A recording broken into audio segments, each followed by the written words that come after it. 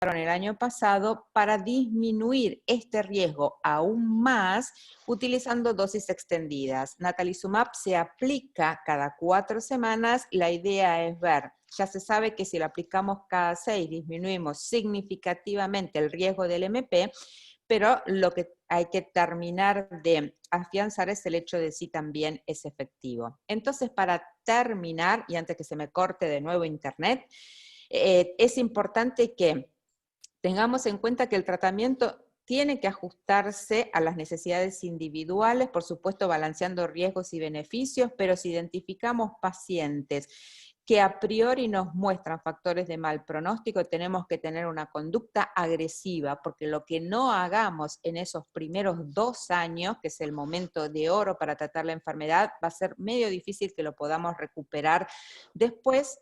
Obviamente, como dijimos, tenemos que siempre monitorear la respuesta porque todavía no tenemos un biomarcador que nos permita saber de antemano qué paciente va a responder o no a la terapia que estamos utilizando.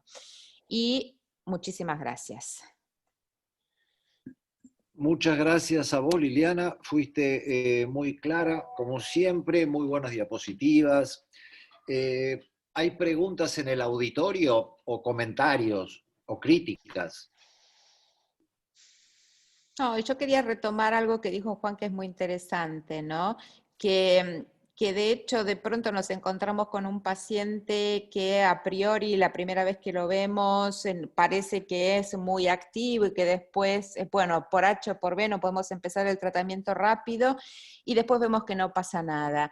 En realidad, como todavía no tenemos un adecuado modelo que me permita saber de antemano en esa persona, ¿no? Porque todo esto es extrapolado de estudios poblacionales y demás, siempre lo mejor es tener una conducta agresiva, porque podemos controlar, digamos, los riesgos de los fármacos, como decía Emanuel, haciendo un monitoreo adecuado, pero lo que no vamos a hacer o lo que no vamos a poder hacer si perdemos esa ventana de oro es poder después recuperar los déficits, ¿eh? Porque todavía drogas neuroprotectoras, digamos, drogas que contribuyan a la remilinización, a la recuperación de la función, no tenemos. Entonces, agresivos desde el inicio. Sí, yo aprovecharía acá a retomar ese concepto de precariedad en el que estamos en cuanto al pronóstico de nuestros pacientes, ¿no es cierto? Y también quisiera discutir con ustedes o darles mi opinión de que así también estamos igual de retrasados en lo que hace a la elección de los medicamentos. En este momento, digamos, tenemos 4 o 5 medicamentos de alta eficacia y que nuestra elección está dada básicamente, bueno, por si es una mujer y piensa embarazarse. Básicamente, yo creo que ese es un punto muy importante, dado que 1/3 de los pacientes son mujeres y la esclerosis múltiple es una enfermedad del joven, y que entonces el embarazo siempre juega un rol acá importante y de eso depende mucho de la elección del tratamiento, porque yo creo que elegir un tratamiento, elegir con qué iniciar un tratamiento es importante, pero también es igualmente importante saber cómo salir de ese tratamiento y cuáles van a ser los próximos pasos, ¿no? Cosa que a veces, bueno, antes era mucho más fácil porque las opciones obviamente eran 2 o 3. Ahora yo creo que la cuestión es pensar de antemano 2 o 3 jugadas como en el ajedrez, cuando uno indica un tratamiento, o sea, cómo lo va a seguir, cómo va a salir de ese tratamiento, qué va a hacer cuando la mujer, sí, qué va a querer hacer la mujer respecto a su posible embarazo o no, qué va a pasar si esa mujer se embaraza estando tratada, etcétera. O sea, son múltiples dilemas a los que nos enfrentamos en el momento de decidir un tratamiento. Y recalco, qué atrasados estamos. Si nos comparáramos, por ejemplo, con los oncólogos, se me ocurre que en este momento muchísimos cánceres basta con biopsiarlos in vitro, ponerles una determinada droga y ver si ese si ese tumor es sensible o no a la droga, digamos, ¿no? Yo sueño, probablemente yo no lo vea, pero ustedes sí, digamos, una gran avance de la farmacogenómica, ¿no? Y que eso nos permita seleccionar mucho mejor los tratamientos. Bueno, sobre todo ahora que también aprendimos que las células B son fundamentales en la enfermedad y vivimos 30, bueno, no sé cuánto, desde que se describió el modelo de encefalomielitis experimental autoinmune del ratón, que estuvimos convencidos que era una enfermedad de las células T, como decía Liliana. Y nos venimos a dar cuenta hace unos pocos años que eso también, bueno, que en eso también estábamos equivocados. Sí, justamente porque no hay un modelo animal que sea bueno como para representar a la esclerosis múltiple. De hecho, la EAE no refleja lo que es la esclerosis múltiple. Entonces, no tenés un adecuado modelo animal, no podés plantear tampoco demasiadas estrategias, ¿no? Pero bueno. Que nos llevó por malos caminos, eso quiero decir, porque Sí. justamente haber sido un muy mal modelo. Sí. Bueno, otros comentarios, queridos jóvenes y amigos. Edgardo, en relación a todo lo que planteabas en los últimos 5 minutos, a mí uno de los grandes temas que me desvela es la salida de alguna de estas terapias, especialmente de cladribina y el entusumab, y especialmente del entusumab que está siempre como última decisión, como última herramienta en el paciente con más riesgo, y que a veces cuando completa su segundo año recae nuevamente, y la salida de esos pacientes, ¿no? Tomar decisiones como mitoxantrona, trasplante de médula ósea. Y lo digo casualmente porque Hugo Solís González, que no pudo estar presente hoy, uno de los neurólogos acá de Misiones, estamos discutiendo el caso de un paciente altamente activo y que también está fallando a ya su último ciclo de alentuximab, y estamos en esa decisión, ¿no? Si volver a dar una dosis más, si ir por el trasplante, ¿sí? Ese es un tema para mí, al menos para mí, no resuelto todavía, ¿no? Sí, Sí. cambiar por otro medicamento de alta eficacia y con otro mecanismo de acción, digamos, ¿no? Yo no sé si estoy tan de acuerdo con esa idea de que alemtuzumab es lo último y para lo último. Yo creo que eso debe ser considerado un medicamento como los otros, no necesariamente el último recurso. De hecho, nosotros lo usamos en muchísimos pacientes naif, ¿no? Con enfermedad agresiva.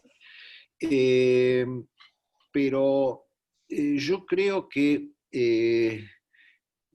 si un paciente falla al entusumab, sin que tampoco, otra de las cosas que no sabemos, ¿qué es fallar al entusumab? Que al segundo año siga teniendo recaída, entonces le damos una tercera dosis porque se considera, entre comillas, insuficiente el tratamiento, o es realmente una falla y que ese paciente, por más dosis que le demos, va a seguir progresando. Mi visión personal es que después de 3 dosis, obviamente no hay que continuar con el medicamento, sobre todo ahora que tenemos tantos medicamentos disponibles y el paciente yo creo que puede pasar a otros tratamientos igual de eficaces, pero con otro mecanismo de acción, ¿no? De hecho, nosotros en varios pacientes que hemos tenido y que recibieron un tercer ciclo de alemtuzumab porque después del segundo habían tenido una recaída, ¿no? Hicimos un tercer curso porque vos le das la oportunidad, de hecho, digamos, está contemplado y tenés resultados al respecto, pero después de ese tercer ciclo volvió a tener otra recaída, actividad en la resonancia, y de hecho lo que hemos planteado es cambio a ocrelizumab, que es lo que está recibiendo en este momento, con lo cual lo que tal vez uno plantearía es darle oportunidad a otro fármaco, en este caso mucho más centrado, más específico en células B, porque a lo mejor lo que predomina en ese paciente son células B en cuanto a generar el daño a nivel de la enfermedad. Y si eventualmente fallara también a ocrelizumab, bueno, eventualmente empezar a discutir el tema de trasplante de médula ósea, ¿no? Sí. Interesante. ¿Está protocolizado lo de trasplante de médula ósea, Liliana? Mirá, acá en Argentina no se dice, sí, de hecho hay protocolos, obviamente, que uno toma los protocolos de los trasplantes de médula ósea que se hacen fuera de la Argentina, ¿sí? Acá en Argentina, hasta donde yo sé, y Juan corregime si me equivoco, no hay ningún trasplante de médula ósea hecho en pacientes con esclerosis múltiple. Yo en una de las charlas de ECTRIMS lo estaba escuchando a Uccelli. Uccelli tiene muchísima experiencia en trasplantes de médula ósea, ¿no? Obviamente él siempre recurre al trasplante de médula ósea no como indicación en paciente naïf, por supuesto, sino en pacientes que a pesar de haber recibido terapias activas,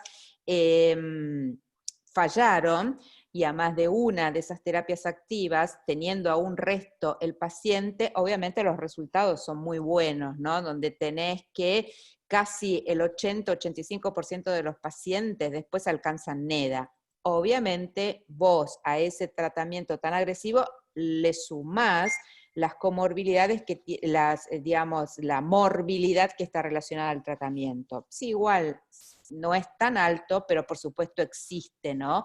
Vos estás planteando un tratamiento serio con cierto riesgo de mortalidad para un paciente que tiene una enfermedad en teoría no mortal.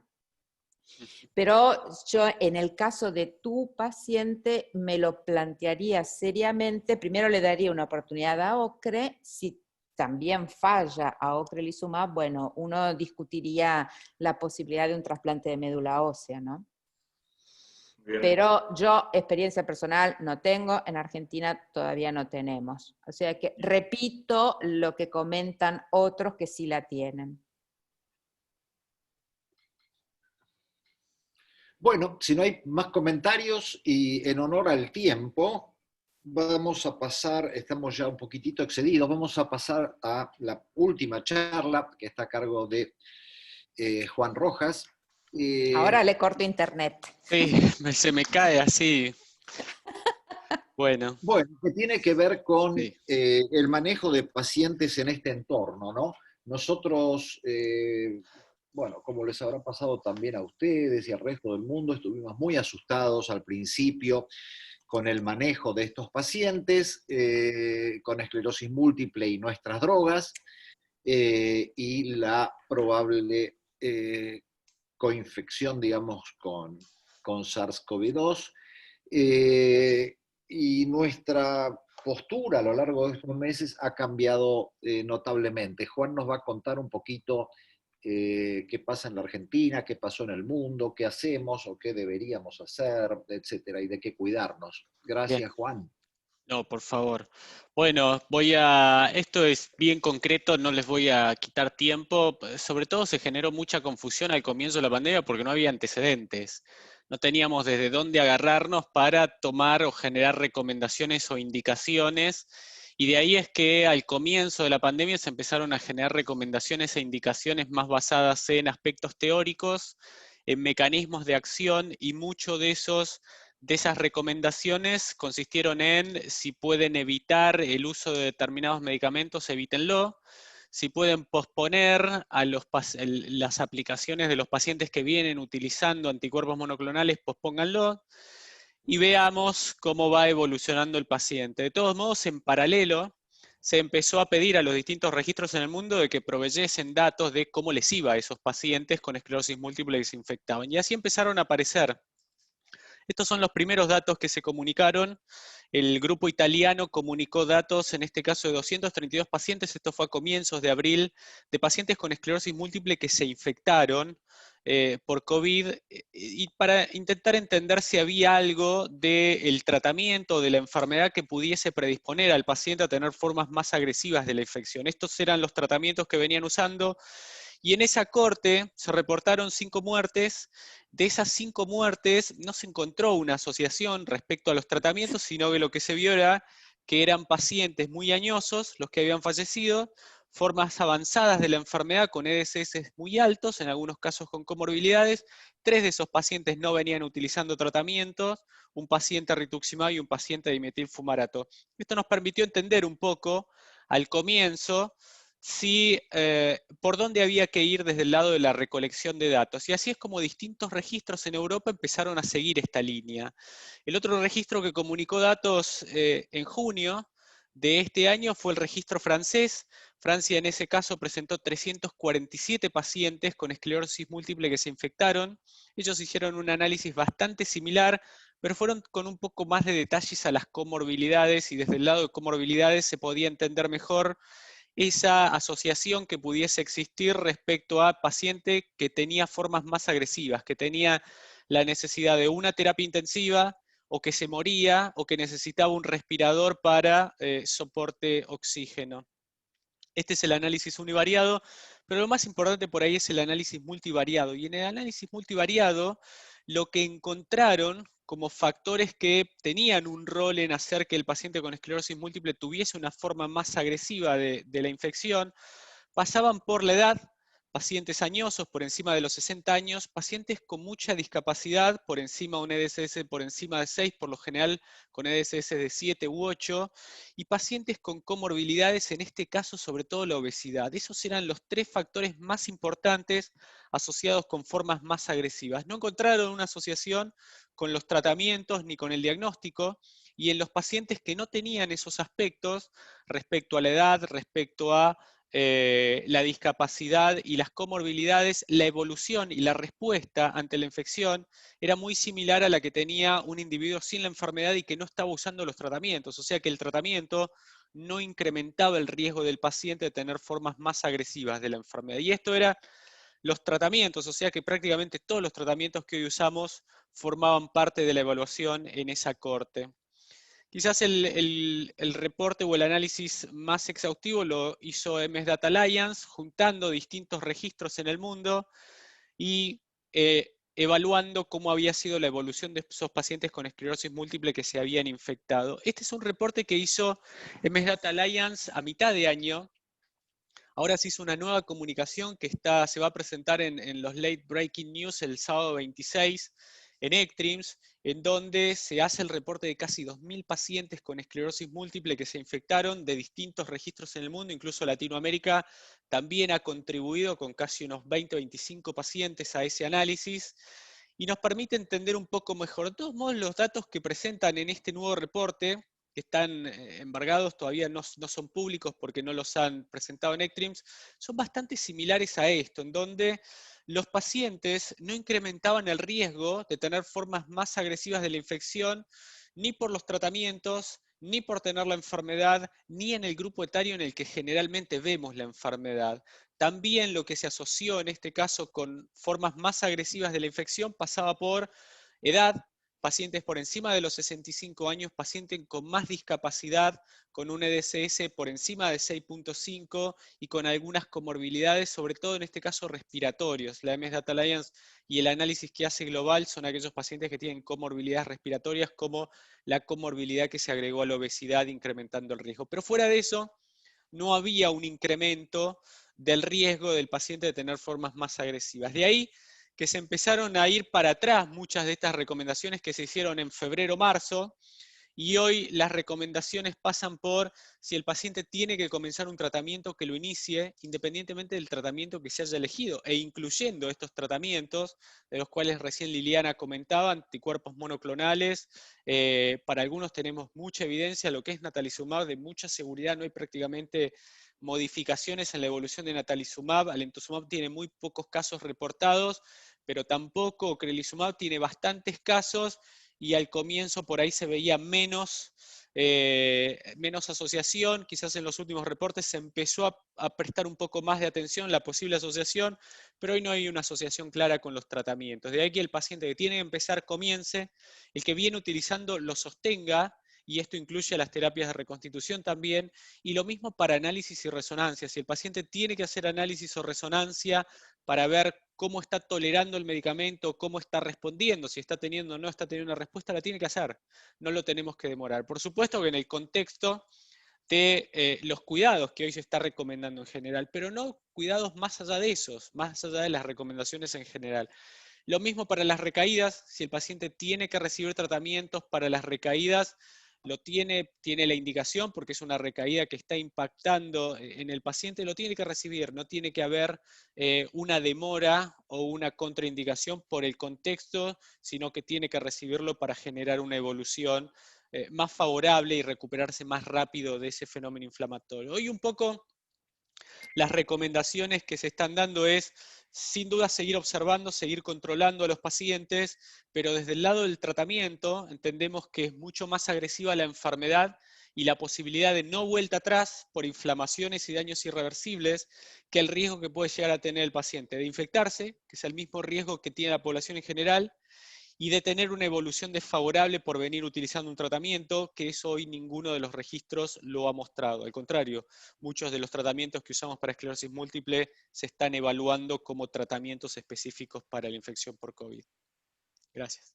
Muy bien, Juan, muchas gracias. Muchas gracias. Y bueno, la enseñanza es que entonces ahora podemos seguir evaluando a nuestros pacientes tanto desde el laboratorio como desde la resonancia, si los ámbitos son seguros, más allá de, bueno, de todo lo que hacemos en forma telemática y que con los tratamientos el problema no es grave para nada y que deben seguir utilizándose o comenzarlos a pesar de la pandemia, ¿no? Exacto. No sé si hay comentarios de ustedes o, bueno, cuál es el problema local, ¿no?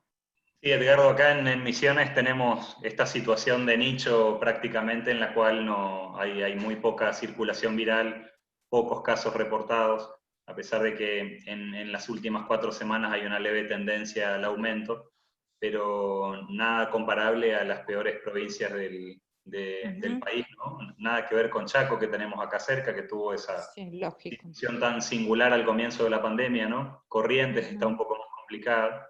Jujuy. Claro. Uy, sí. Pero estas lecciones de Juan es bueno recordarlas, ¿no?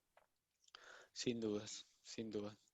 Para no tomar, bueno, nosotros nos ha pasado, muchos pacientes que de golpe, ante estas recomendaciones iniciales, dejaron de recibir o de utilizar el medicamento y después los veíamos reactivados, y más con tratamientos en los cuales hoy son antitráficos como Fingo o Natalizumab, donde el corte puede ser desastroso para el paciente. Sí, exacto.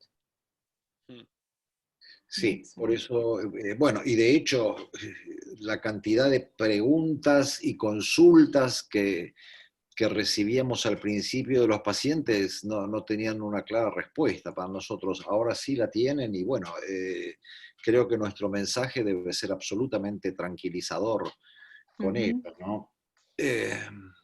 Así que bueno, eso por suerte, algo es bueno también en nuestra enfermedad, ¿no? Sí. Bueno, hay una en el chat, a ver si veo, acá hay una pregunta. Ah, no, Un agradecimiento. es un agradecimiento a ustedes de Carlos. Bueno, nos alegra mucho haberlos encontrado y habernos visto a la cara. Me gustó mucho el caso de Manuel que presentó, que fue muy ilustrativo, muy ilustrativo. Nos gustaría obviamente saber cómo le fue después a ese paciente y cómo terminaron las cosas con él, así aprendemos nosotros un poco también, ¿no? Y si no hay más comentarios y preguntas, Yo Hola, permiso.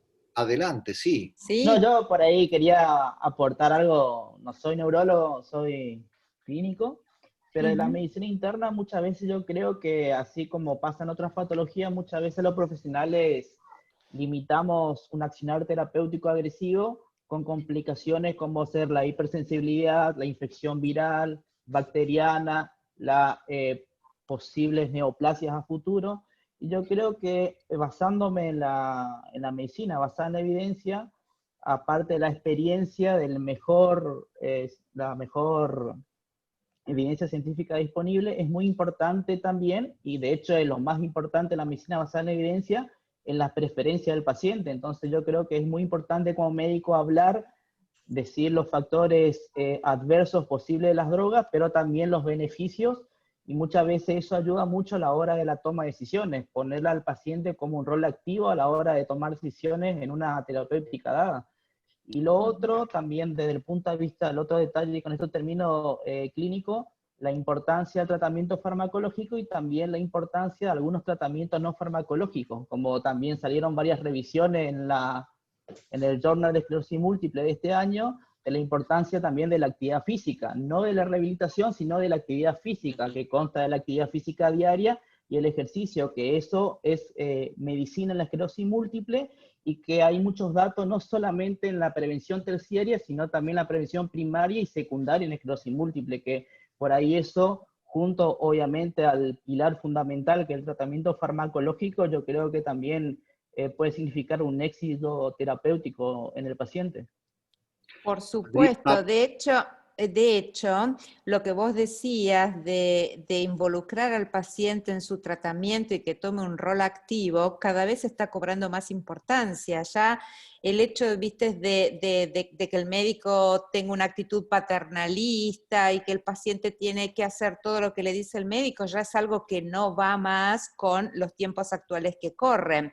Por supuesto, siempre hay una asimetría en la información, lo que puede discutir el paciente está en un nivel por debajo porque no es médico, así como nosotros no podemos discutir ni con un contador ni con un abogado, siempre tenemos asimetría, pero bajar la información al nivel que pueda ser comprensible para el paciente, eso ayuda muchísimo también a la toma de decisiones.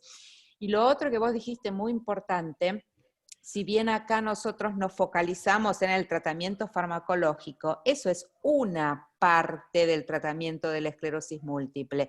El tratar los síntomas y la rehabilitación o la actividad física son las otras dos patas que tenemos que meter. Eso es un concepto fundamental, así que muchísimas gracias por haberlo traído. sí, lo que dice Adrián es importantísimo, ¿no? Ahora, yo dudo y justamente por esa asimetría, digamos, entre un experto en una enfermedad y un paciente que no tiene la menor idea de la medicina, en tomar decisiones conjuntas. Yo creo que el paciente debe ser absolutamente consciente de los riesgos que asume, digamos, hasta ahí llega el tema, ¿no? Pero yo no sé si si es tan fácil eh, discutir en términos de igualdad, porque la decisión finalmente, o no sé, en mi experiencia al menos, siempre termina, bueno, ¿usted qué haría? ¿O qué haría con su hijo, en mi caso? ¿O qué haría si usted tuviera el problema, ¿no? Y eh, lo que sí yo creo que es fundamental, y en esto estoy absolutamente de acuerdo con Adrián, el paciente debe ser consciente de los riesgos que corre. O sea, debemos al paciente involucrarlo en el riesgo, digamos. Pero tengo la impresión que la decisión final debe tomarla uno. Debe tomarla uno teniendo en cuenta todos estos factores de los que hablábamos, ¿no? Pero lo que Eh, yo creo es que, obviamente, si el paciente se te presenta con una forma muy activa de la enfermedad, no le voy a hablar de las 14 drogas, de interferón, de acetato de glatiramar. La discusión se va a centrar en, bueno, lo que yo sé que puede funcionar para una forma muy activa, que son 5 o 6 medicamentos entre orales y monoclonales. en base a ese menú que por lo que uno sabe, considera que es lo mejor, después sí discutir con el paciente los beneficios, los riesgos, y ver hasta dónde él está dispuesto a llegar en cuanto a los riesgos. Pero la decisión obviamente es compartida. De pronto yo preferiría usar una Alemtuzumab y el paciente no quiere por el hecho de que, no sé, hay que premedicarlo, porque hay ciertas posibilidades de que haga una tiroiditis de tipo autoinmune y demás. Entonces, lo que a mí me parecía una excelente opción, él no está dispuesto a asumir los riesgos o sacarse sangre todos los meses durante 4 años, porque eso altera tremendamente su calidad de vida. Entonces yo creo que sí, el paciente tiene que ser proactivo también en decidir qué es lo que le parece dentro de lo que yo le ofrezco, lo mejor para él y hasta dónde está dispuesto a correr riesgos o no.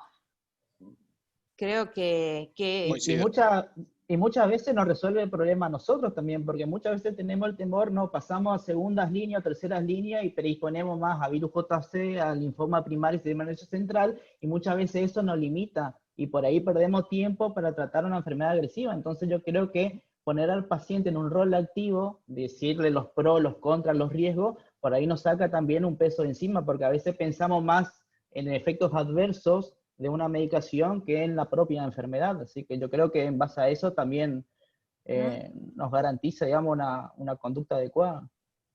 Sí, sí. Sí. Yo creo que sí. Yo creo que la clave es entregar la buena y la mala información, es decir, los pros y los contras, y cuanto más informada esté la persona, siempre todo anda mejor.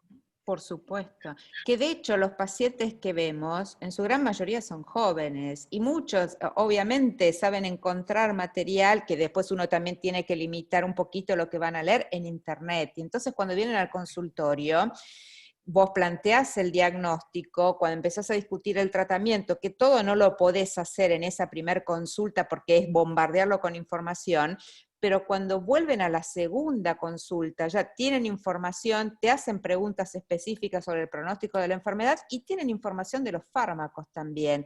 O sea que creo yo que el paciente ha cambiado en estos años, es un paciente más instruido, con más acceso a información y más decidido a participar también de las opciones terapéuticas.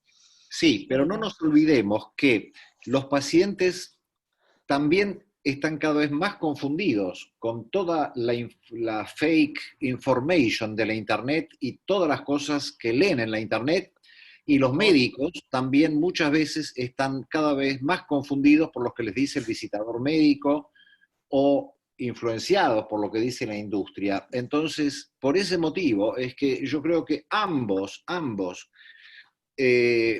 están de alguna manera contaminados pueden estar muy contaminados para la toma de decisión, y eso se resuelve con, como decía Adrián, teniendo en cuenta la evidencia que hay sobre la eficacia y la seguridad, y poner eso sobre la mesa de forma muy clara, digamos. Pero eso, lógico, uno no se va a guiar por lo que dice el visitador o la industria. Digamos, ambos están intentando vender un producto, entonces está en nosotros analizar la evidencia. Esa es nuestra tarea. La evidencia escrita, lo que está publicado, resultados de estudios, de seguimientos, de vida real, está en nosotros. Bueno, no sé si es tan evidente porque muchas de las decisiones médicas están influenciadas por el trabajo de la Big Pharma, digamos, ¿no? Que, bueno, es su trabajo vender medicamentos, digamos. Y es nuestro trabajo elegir sí, apropiadamente. ni hablar. Y más quienes hoy por ahí estamos más involucrados con este tipo de pacientes y este conocimiento, el de hacer esta disquisición crítica de la evidencia para elegir lo mejor. Obvio. Muy bien. Bueno, si no hay más comentarios, yo les mando un fuerte abrazo, un especial agradecimiento a Emanuel y a toda la audiencia que se ha quedado hasta tan altas horas de la noche.